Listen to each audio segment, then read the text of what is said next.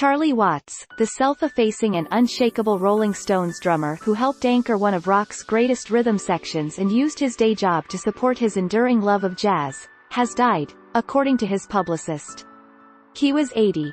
Bernard Doherty said Tuesday that Watts passed away peacefully in a London hospital earlier today surrounded by his family. Charlie was a cherished husband, father and grandfather, and also as a member of the Rolling Stones one of the greatest drummers of his generation, Doherty said. Watts had announced he would not tour with the Stones in 2021 because of an undefined health issue. The quiet, elegantly dressed Watts was often ranked with Keith Moon, Ginger Baker and a handful of others as a premier rock drummer, respected worldwide for his muscular, swinging style as the Stones rose from their scruffy beginnings to international superstardom. He joined the band early in 1963 and remained for nearly 60 years, ranked just behind Mick Jagger and Keith Richards as the group's longest-lasting and most essential member. Watts stayed on, and largely held himself apart, through the drug abuse, creative clashes and ego wars that helped kill founding member Brian Jones, drove bassist Bill Wyman and Jones' replacement Mick Taylor to quit, and otherwise made being in the Stones a most exhausting job. A classic Stones song like Brown Sugar and Start Me Up often began with a hard guitar riff from Richards, with Watts following closely behind, and Wyman, as the bassist liked to say, fattening the sound. Watts' speed, power and timekeeping were never better showcased than during the concert documentary, Shine a Light, when director Martin Scorsese filmed Jumpin' Jack Flash from where he drummed toward the back of the stage. The Stones began, Watts said, as white blokes from England playing black American music but quickly evolved their own distinctive sound. Watts was a jazz drummer in his early years and never lost his affinity for the music he first loved, heading his own jazz band and taking on numerous other side projects. He had his eccentricities. Watts liked to collect cars even though he didn't drive and would simply sit in them in his garage. But he was a steadying influence on stage and off as the Stones defied all expectations by rocking well into their 70s, decades longer than their old rivals the Beatles. Watts didn't care for flashy solos or attention of any kind, but with Wyman and Richards forged some of rock's deepest grooves on Honky Tonk Women, Brown Sugar and other songs. The drummer adapted well to everything from the disco of Miss You to the jazzy Can't You Hear Me Knocking and the dreamy ballad Moonlight Mile. Jagger and Richards at times seemed to agree on little else besides their admiration of Watts, both as a man and a musician. Richards called Watts the key and often joked that their affinity was so strong that on stage had sometimes tried to rattle Watts by suddenly changing the beat only to have Watts change it right back. He also had an impact on the Rolling Stones that extended beyond drumming. He worked with Jagger on the ever more spectacular stage designs for the group's tours.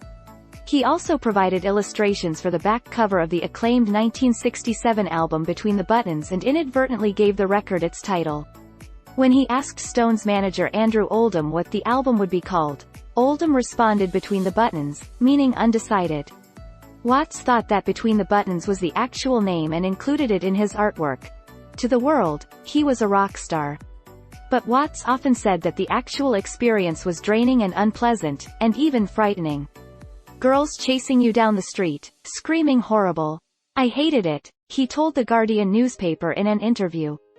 In another interview, he described the drumming life as a cross between being an athlete and a total nervous wreck.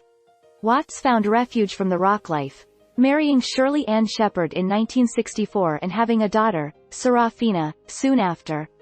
While other famous rock marriages crumbled, theirs held.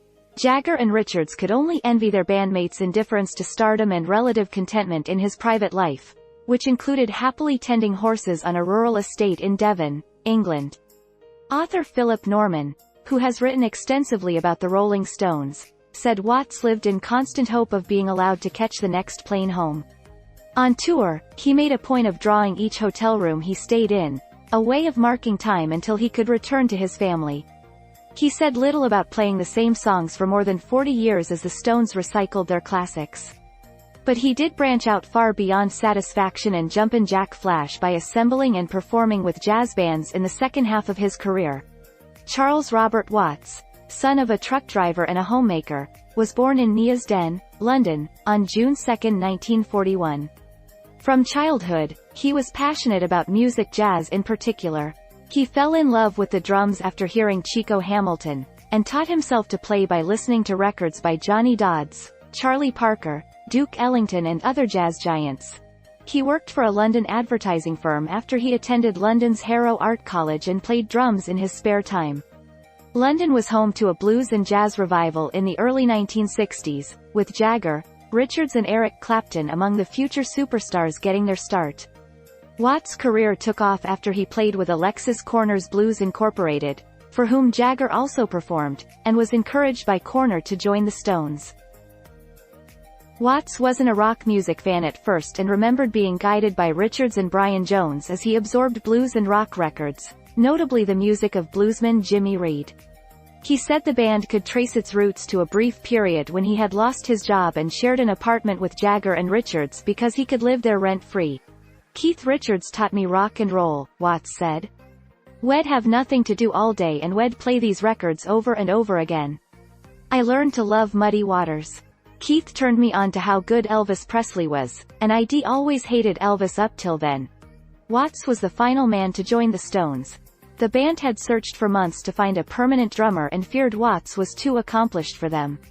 Richards recalled the band wanting him so badly to join that members cut down on expenses so they could afford to pay Watts a proper salary. Watts said he believed at first the band would be lucky to last a year. "Every band I'd ever been in had lasted a week," he said. "I always thought the Stones would last a week, then a fortnight, and then suddenly, it's 30 years. For much of his career, Watts resisted the excesses of his bandmates, but he fell into heroin addiction in the mid-1980s. He would credit his stable relationship with his wife for getting him off drugs. "I was warring with myself at that time," he told Rolling Stone magazine. With his financial future secure because of the Stones' status as one of the world's most popular live bands, Watts was able to indulge his passion for jazz by putting together some of the most talented musicians in Britain for a series of recordings and performances. They typically played during the long breaks between Stones tours. His first jazz record, the 1986 Live at Fulham Town Hall, was recorded by the Charlie Watts Orchestra. Others by the Charlie Watts Quintet followed, and he expanded that group into the Charlie Watts and the Tentet. Watts was an acclaimed jazz bandleader when he was stricken with throat cancer in 2004. He received extensive treatment and made a full recovery. His return to health allowed him to resume touring with both the Stones and his jazz band. By then, the young man who had worn his brown hair down to his shoulders in the late 1960s had evolved into a craggy, white-haired, impeccably dressed senior statesman of rock. Getting Watts to talk about his place in rock history was almost impossible, but he seemed to enjoy talking about fashion. It was not unusual to see him attired in a custom-made suit and polka-dot tie while his bandmates wore jeans and t-shirts. In the tumultuous, extremely competitive world of rock and roll, Watts seemed to make few enemies. Watts is survived by his wife Shirley, sister Linda, daughter Serafina and granddaughter Charlotte.